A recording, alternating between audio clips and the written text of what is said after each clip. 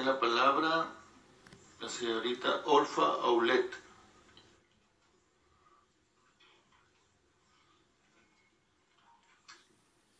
Monsieur le Président, Votre Excellence, Mesdames, Messieurs les membres de la 4e commission, je vous remercie de me laisser intervenir en tant qu'avocate des prisonniers politiques de Gdem-Izik. L'occupation d'un État par un autre a longtemps caractérisé le droit des conflits armés. Les lois qui s'appliquaient alors cherchaient surtout à réguler le cadre dans lequel l'occupant allait exercer temporairement son pouvoir sur le peuple occupé. Les principes et les coutumes de la guerre faisaient alors fi de l'homme. Dans ces prémices, le droit des conflits armés ne cherchait pas à protéger les individus. La Seconde Guerre mondiale a néanmoins changé la donne. Les occupations, les annexions, ainsi que leurs conséquences dramatiques ont fait évoluer ce droit.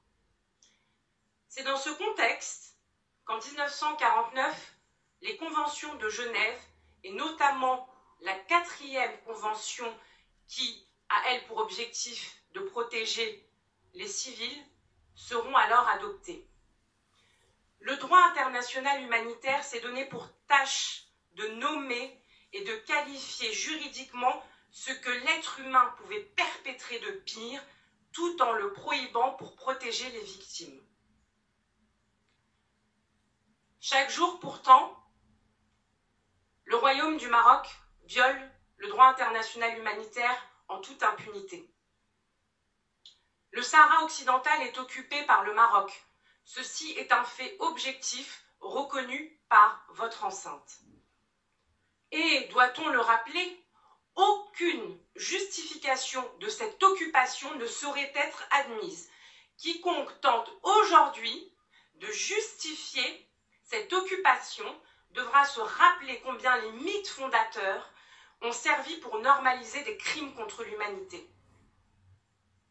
L'occupant qu'est le Maroc refuse l'utilisation du terme « occupation ».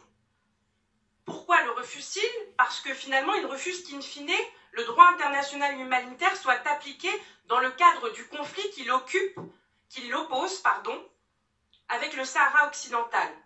Peut-être le Maroc considère-t-il que l'application des conventions de Genève remettrait en cause le mythe selon lequel le Sahara occidental lui appartiendrait depuis la nuit des temps.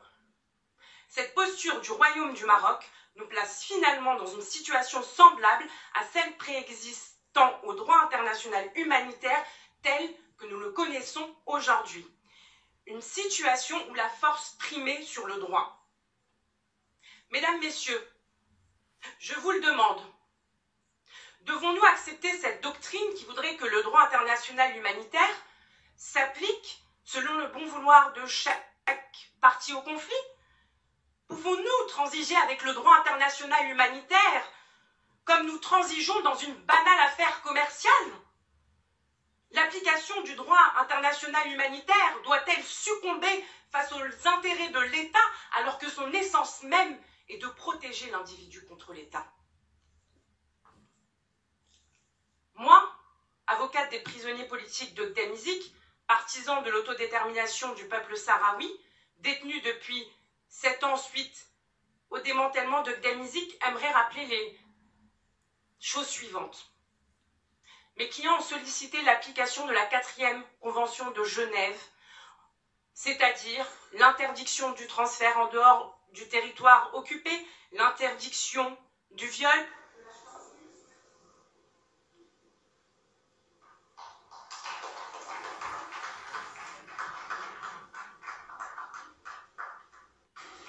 Gracias por su declaración, señorita Olfa.